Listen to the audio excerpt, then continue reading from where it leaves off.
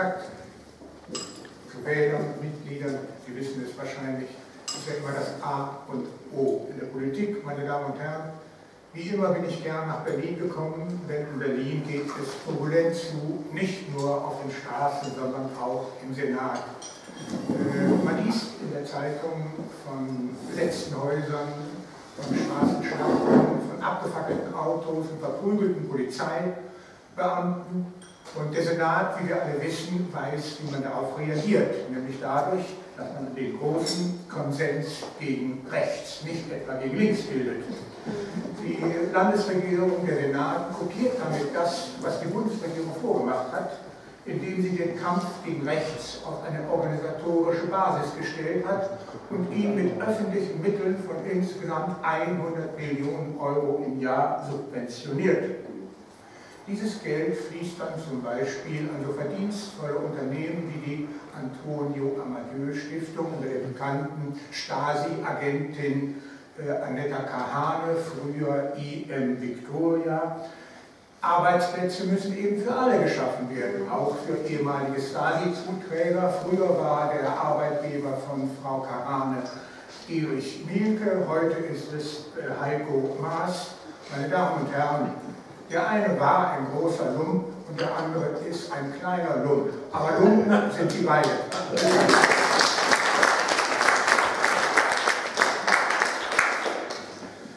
Der eine von Ihnen kennt vielleicht den schönen Ausspruch eines gelernten DDR-Bürgers, als der Beitritt der DDR zur Bundesrepublik nur noch eine Frage der Zeit war, sagte der zu seinen Freunden: Liebe Leute, jetzt werdet ihr die pluralistische Variante des Einparteienstaates kennenlernen.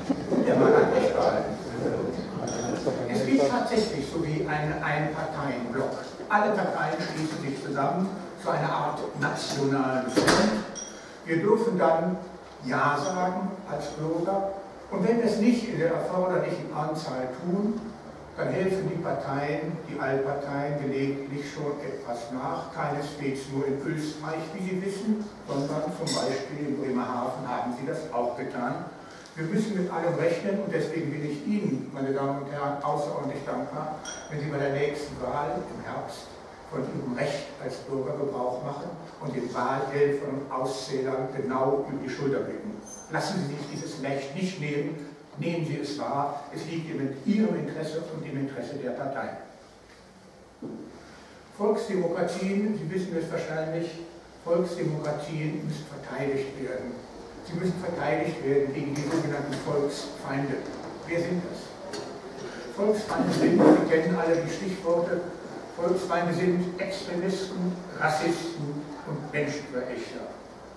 Extremisten zum Beispiel wie Claudia Roth, die hinter dem Slogan Deutschland ein dreckiges Stück Scheiße hinterläuft.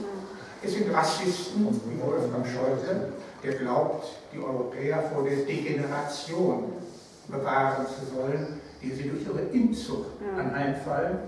Und es sind Menschenverächter wie der Christdemokrat und sächsische Ministerpräsident Stanislav Tillich, der Demonstranten, die ihm nicht passten, so bezeichnet, zu denen gesagt hat, das sind keine Menschen, das sind Verbrecher. Ich hatte immer gedacht, dass das Menschenrecht laut Grundgesetz unveräußerlich sei und selbst Straftätern, Dieben, Räubern und Mördern zustehe. Aber da ist der Christdemokrat Tillich offenbar anderer Ansicht und er hat ausdrücklich gesagt, keine Menschen, sondern Verbrecher. Nun gut, dazu müssen wir sind das alle gewohnt und wir werden das aushalten, aber wir müssen zur Kenntnis nehmen, dass die Grund- und die Menschenrechte nur noch eingeschränkt gelten. Gedankenfreiheit, Redefreiheit, Pressefreiheit, schöne Dinge, die uns das Grundgesetz garantiert. Aber wie sollen wir frei denken, wenn wir nicht mehr frei sprechen können? Und wie sollen wir frei sprechen, wenn wir nicht mehr frei lesen können? Und frei lesen können wir nicht, weil die Presse weitgehend gleichgeschaltet ist als jemand, der sein Leben, sein Berufsleben weitgehend im Pressesektor verbracht hat, glaube ich, zu einem solchen Urteil berechtigt zu sein. Überlegen Sie, was aus unseren Grundrechten geworden ist. Das Demonstrationsrecht war einmal ein Recht von Ihnen, von uns, den Bürgern, um gegen eine missliebige Regierung zu demonstrieren. Was hat die Regierung daraus gemacht? Das ist ja das umgekehrt. Heute ist das Demonstrationsrecht ein Recht der Regierung, gegen die Bürger, gegen missliebige Bürger mobil zu machen. Das nennt sich dann Aufstand der Anständigen. Dies nur einige Beispiele dafür, wie die Grund- und Menschenrechte langsam, aber sicher ausgehöhlt werden. Meine Damen und Herren, wir müssen hier Widerstand leisten. Wir dürfen uns das nicht bieten lassen. Wir müssen das Grundgesetz verteidigen, das ich nach wie vor für die beste Verfassung halte, die Deutschland in seiner wechselhaften Geschichte jemals besessen hat.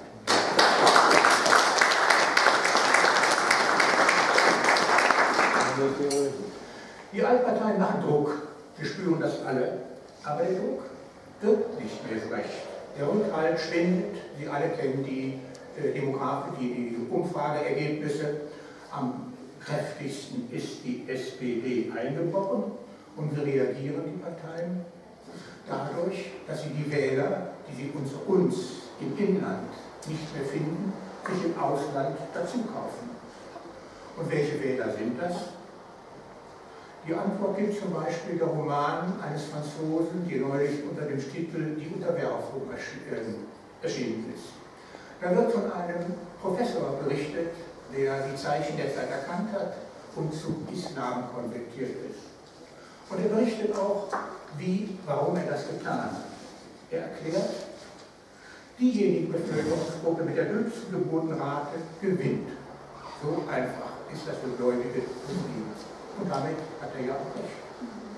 Denn Muslime haben uns, den Christen beispielsweise, das Institut der Polygamie voraus. Ein Mann kann bis zu 4 Frauen heiraten. Der Prophet Mohammed hatte bei seinem Tode 15 Frauen, die meisten darunter Männer. Wenn ein Muslim das tut, dann kann er mit den 14 Frauen auch Kinder in die Welt setzen. Und wenn er die hiesigen Verhältnisse kennt, dann weiß er auch, wie er es so einrichtet, dass diese Kinder nicht von ihm, sondern von Staat, also von uns, subventioniert und alimentiert werden. Ja, die Frau muss nur sagen, sie wisse nicht, wer der Vater sei. Dann springt der Sozialstaat ein, der von uns allen bezahlt wird. Das sind dann die Wähler von morgen. Die werden von den Altparteien ganz bewusst angesprochen. Denen machen die Altparteien schöne Augen, natürlich in der Hoffnung, dass sie damit die Wähler für morgen gewinnen. Das geht ziemlich weit, wie Sie wahrscheinlich wissen. Die Flüchtlinge, ich will sie mal einstweilen so nennen, die Flüchtlinge werden systematisch vermöbelt. Sie kennen es wahrscheinlich. Es gibt freie Wohnungen, nur für Flüchtlinge. Es gibt den kostenlosen Nahverkehr, nur für Flüchtlinge. Es gibt die beitragsfreie Krankenversicherung, nur für Flüchtlinge. Leistung ohne Gegenleistung. Wie verträgt sich das mit dem Mantra aller Parteien, mit der solidarischen Gerechtigkeit? In meinen Augen überhaupt nicht. Es ist ein Skandal in meinen Augen, dass diejenigen von uns, die jahrzehntelang in die sozialen Sicherungssysteme eingezahlt haben, inzwischen schlechter dastehen als ein Zigeuner aus Rumänien, der ordentlich Kindergeld dafür kassiert, dass er nichts tut und keinen Beitrag zum gemeinen Wohlstand leistet. Das muss verändert werden und das wird verändert, wenn wir endlich das Sagen haben.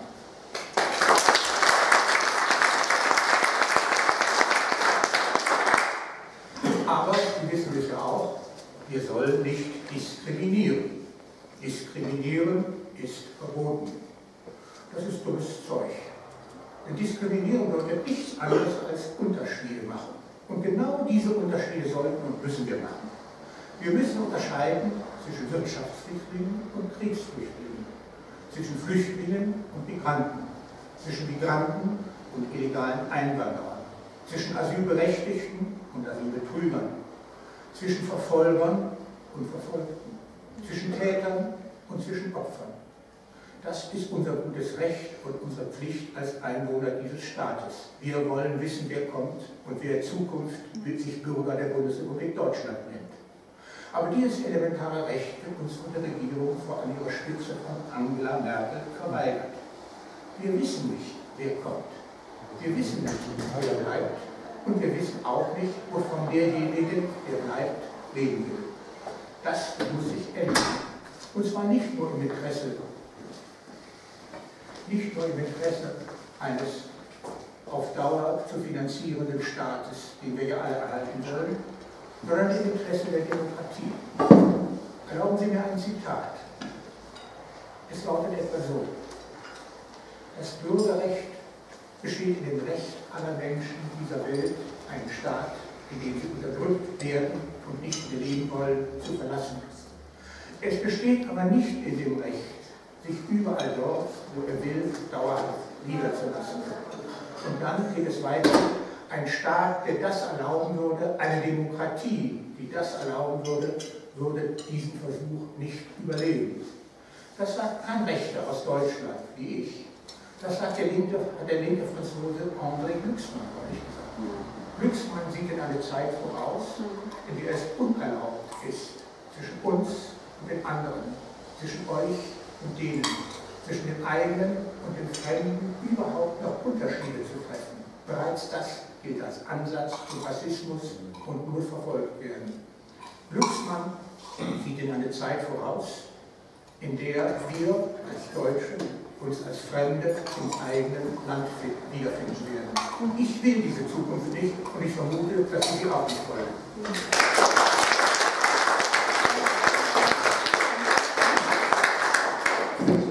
Natürlich wissen wir als AfD, dass angesichts der demografischen Lage, die Herr Neundorf ja bereits kurz angesprochen hat, Einwanderung nötig ist.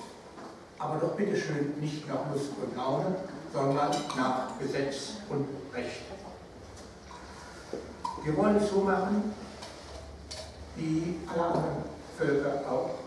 Wir lehnen es ab, Straftäter oder Menschen, die ihre erste Straftat beim Überschreiten der Grenzen begangen haben, indem sie ihre Pässe fortwarfen oder sich ihre Fingerkuppen verätzten, um ihre Herkunft zu verschleiern.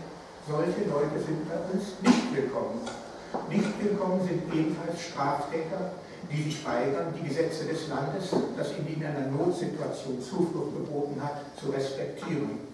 Und schon gar nicht willkommen sind Leute, die die Behörden dadurch erpressen, dass sie zum Beispiel auf dem, ich glaube, es war der Oranienplatz, jahrelang oder monatelang ein illegales Zeltpflaster unterhalten, um auf die Weise das zu ertrotzen, was ihnen rechtmäßig nicht zusteht. Diese Leute sind bei uns nicht willkommen, weil wir sie nicht als Bereicherung, sondern als Zumutung empfinden.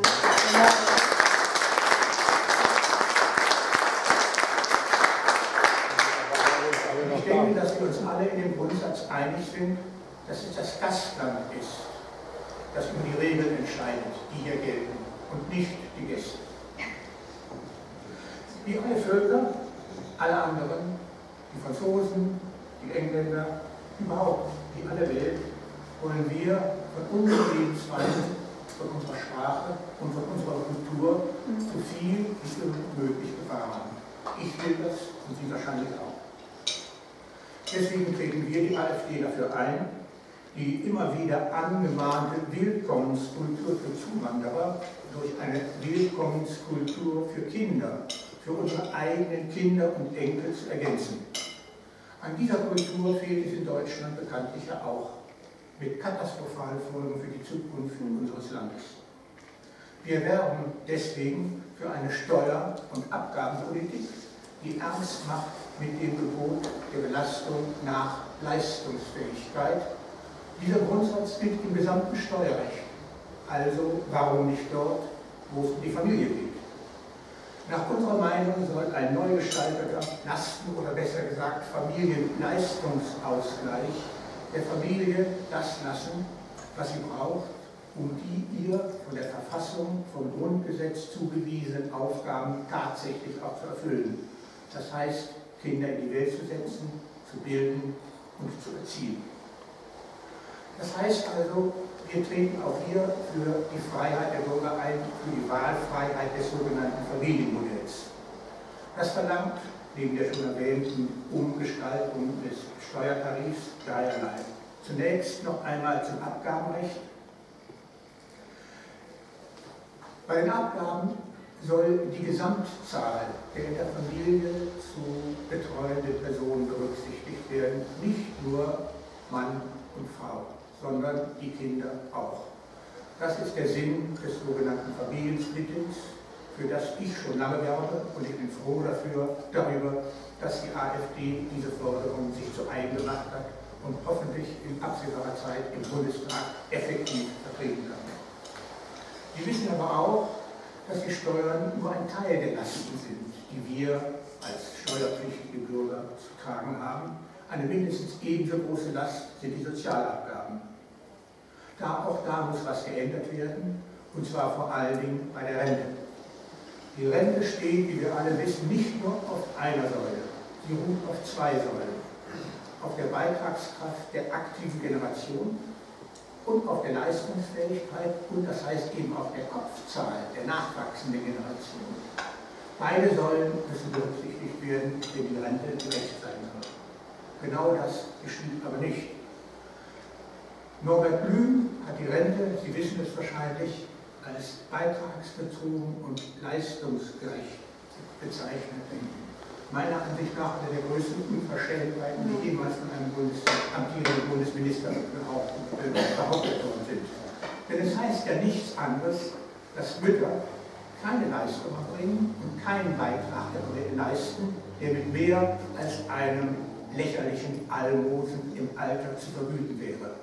Ich habe mich immer gewundert, warum die Mütter, gerade die Mütter, alle anderen natürlich auch, gegen diese massive Verstoß gegen die Gerechtigkeit und gegen eine derartige Misshandlung und Missachtung nicht viel lauter protestiert haben, als es tatsächlich geschehen ist.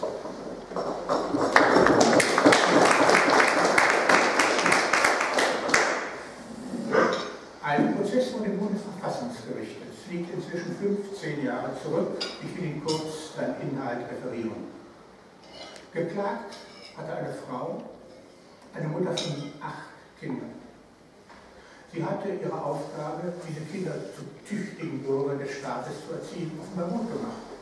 Denn alle Kinder waren in sozialpflichtigen Arbeitsverhältnissen untergekommen und leisteten Monat für Monat an die kollektiven Kassen einen Beitrag von insgesamt 9.000 Mark. Damals galt ja noch die Mark. 9.000 Mark. Von diesem Reichtum, den sie ja selbst mit erzeugt hatte, indem sie ihre Kinder zu leistungsfähigen Bürgern erzogen hat, bekam die Urheberin dieses Reichtums, dieses gesellschaftlichen Reichtums, gerade einmal 350 Mark. Ein lächerlicher Betrag. Der damalige Präsident des Bundesverfassungsgerichtes, der spätere Bundespräsident Roman Herzog, hat nach diesem Urteil gesagt, nach diesem Verfahren gesagt, eine derartige Missachtung der Erziehungsarbeit von Frauen und Müttern, das kann doch nicht wahr sein. Vor 15 Jahren. Aber es ist heute wahr. Niemand hat ein Interesse daran, diese massive Ungerechtigkeit abzustellen. Meiner Ansicht nach ein Skandal, den die AfD benennen und abstellen wird, sofern sie dazu die Möglichkeit hat.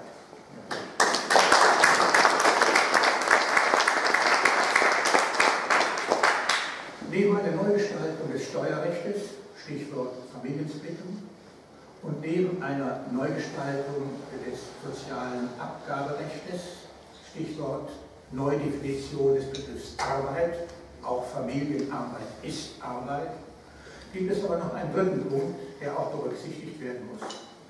Wahlfreiheit bedeutet, dass die Familie selbst die Möglichkeit haben muss, über ihren Lebensstil zu entscheiden. Das setzt einen Ausbau der Betreuungseinrichtungen voraus. Hier liegt Deutschland zurück und ich meine, wir sind im Interesse der zitierten Wahlfreiheit gehalten, hier für Ausgleich zu sorgen, allerdings für einen gerechten Ausgleich. Und das heißt für eine weitgehend beitragsfreie Kinderbetreuung. Ich halte es für grotesk, dass die SPD unter sozialen Gesichtspunkten für ein beitragsfreies Studium kämpft und das ja auch weitgehend durchgesetzt hat, aber nach wie vor die Kindergartenpflicht mit Beiträgen, hohen Beiträgen sogar belegt. Hier muss Ausgleich geschaffen werden. Wenn das eine beitragsfrei gestellt wird, dann muss das andere, ich meine die Kinderbetreuung, erst recht beitragsfrei sein, denn das eine geht dem anderen chronologisch voraus. Ich werbe deswegen in Deutschland für das französische Modell des Familien- und Leistungsausgleiches. Es besteht im Wesentlichen aus 3 Elementen. Zunächst wird die Abgabenlast familienbezogen in Frankreich so stark reduziert, dass ein normal verdienender 4-Personen-Haushalt, Mutter, Vater und 2 Kinder, faktisch abgabenfrei gestellt wird. Das ist eine wichtige Voraussetzung. Hinzu kommt aber auch, dass der französische Staat die Ausbildung von Familienhilfskräften, Tagesmüttern, Kindermädchen, wie immer Sie die nennen wollen, aktiv unterstützt und dass er drittens bei der Vermittlung dieser Fachkräfte in Familien, die sich diesen Aufwand leisten können und wollen, hilft. Auch das ist wichtig und ich verstehe überhaupt nicht, warum die SPD, die ja doch angeblich die sozialen Anliegen vertritt, dieses letzte Modell, die Hilfskräfte, die Vermittlung von Hilfskräften, kundigen Hilfskräften an Familien, die das können und wollen, warum ausgerechnet die SPD diesen Vorschlag mit dem Begriff des Kindermädchenprivilegs öffentlich heruntergemacht hat. Wir brauchen ein solches Privileg, das bei Gerichte gesehen ja überhaupt kein Privileg ist. Man könnte es ja zum Beispiel auch als Arbeitsplatz schaffen für soziale Hilfskräfte verkaufen. Dann klingt die Sache gleich anders. Aber auf diesen Gedanken ist die SPD bisher wohl auch noch nicht gekommen. Ich meine also, dass wir, um der Familie Gerechtigkeit widerfahren zu lassen, einige wichtige Änderungen vornehmen müssen beim Steuerrecht, beim Abgabenrecht und bei der Möglichkeit, eine Kinderbetreuung zu finden. Aber statt Gerechtigkeit, ich meine Gerechtigkeit für Eltern und für ihre Kinder zu schaffen, unternehmen die Koalitionsparteien zurzeit ja alles,